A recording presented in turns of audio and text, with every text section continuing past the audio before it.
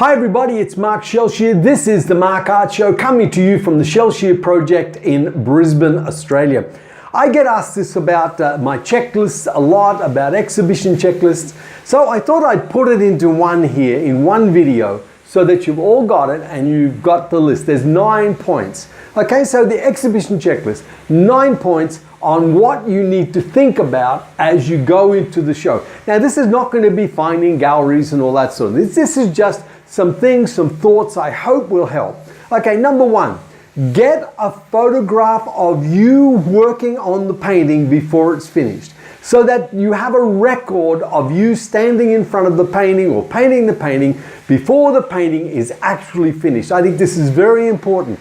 In this day and age where there's people stealing other people's images, you need to be able to prove that the image is yours, so you standing in front of the painting before it's finished shows clearly that you painted the painting. Number 2, make a certificate of authenticity. Now this is not hard to do. All you need to do is Google that, put it into Google, and when the results come up, hit images, and when they goes to images, you'll get lots and lots of different certificates that people have done.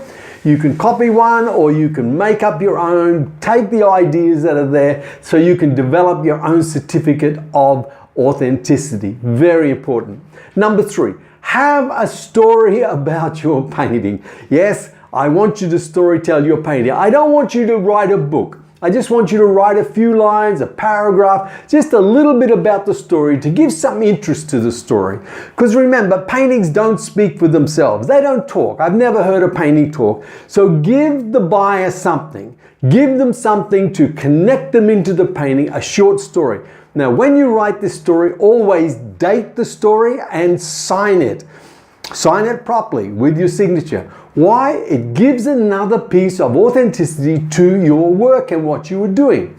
Okay, number 4, have the card on the back that I talk about, a 5 by 7 inch card that has a picture of your face, that has the medium, that has the size, that has the title, that also includes your email address, it includes your mobile phone number, and if you sell internationally, put your Viber number on there or your WhatsApp number on there, and also have your Facebook page so they can get to that as well. All this on the back of your painting. Now, if you were selling through groups or through galleries and you don't get to meet the buyer, at least the buyer can contact you if you put all that information on the back. Very important.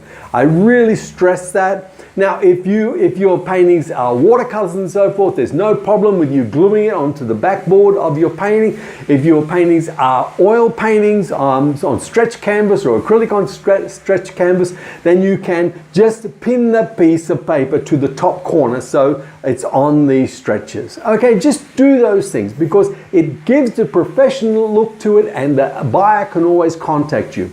Number 5. The back of your painting, it needs to be clean and professional. And all you will see is the card on the back. You will make sure you put hangers on your painting, put wire on your painting. Now, if you're shipping it overseas, obviously you can't put those on, but you can put them into a plastic bag and pin that to the top so that when they get there, the people can easily put the hangers on and put the wire on. And also put felt buttons at the bottom of the painting so that it sits off the wall and doesn't mark the wall. All these little things give a professionalism to your paintings that most artists ignore and don't do. Okay, if the painting is sold in a gallery and there is a title card on the painting, get the title card if you're part of the sales and sign it and date it. This becomes part of the memorabilia that the collector collects, and we've talked about that. Okay, the next thing, if possible, get a photograph of yourself with the buyer and the painting so that the buyer, yourself, and the painting are all in the same photograph, another proof that you sold it and that you actually painted it. Okay, if possible, get the buyer's email address. Now, the why we want the email address is twofold. Because one, we want to be able to send them our monthly newsletter, which I'll speak to in a moment. But also, we want to be able to contact them within the week of them buying the painting, so we can see that if the painting is, behaving itself, it's a good painting. But more so to catch up and ask the buyer would they kindly photograph the painting on their wall and send it to you? This is great when you have testimonials. You can show people, look, this is in the house of the collector. This all is good things for you to do. It builds a reputation.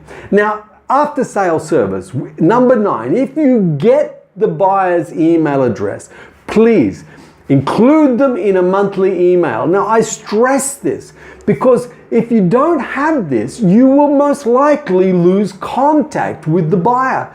I've spoken to people, especially one who sold painting walls over the world because he worked on a boat and never got contact numbers for these people. So lost them. They're gone. They're just smoke in the air.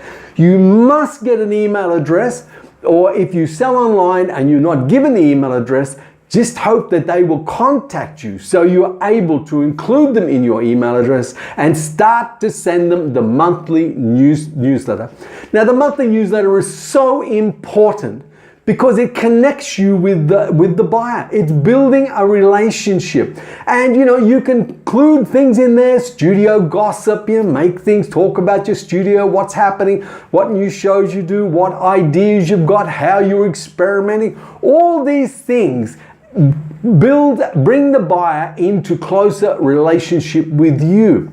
And it makes sure every time you have a show that you personally invite these people to the show and welcome them when they arrive. Make it very personal. Dear John, I hope you can come to my exhibition. I'm inviting you.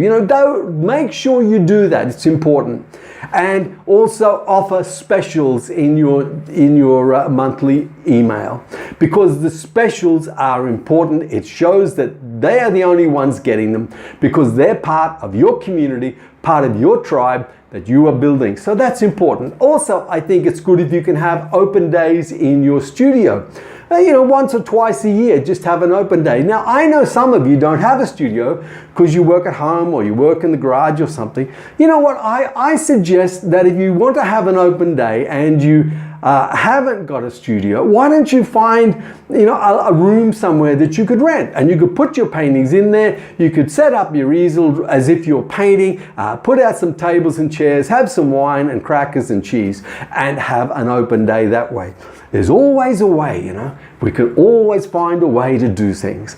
So I just give those to you, those 9 ideas of how you can professionalize your art career so that when you go into an exhibition, these things are already in place and you don't have to rush. Now, also, you've got to have your artist pack. Of course, I talk about that all the time. You must have when you put the paintings into the gallery, have receipts, delivery receipts, all these things as well. But for you and the painting, these ideas I think are very important to do. Okay, guys, you have a great day. I'm going to talk to you again tomorrow. Remember, people are hurting out there. Hugs and smiles are free. Give them away generously, and I'll talk to you tomorrow. Ciao.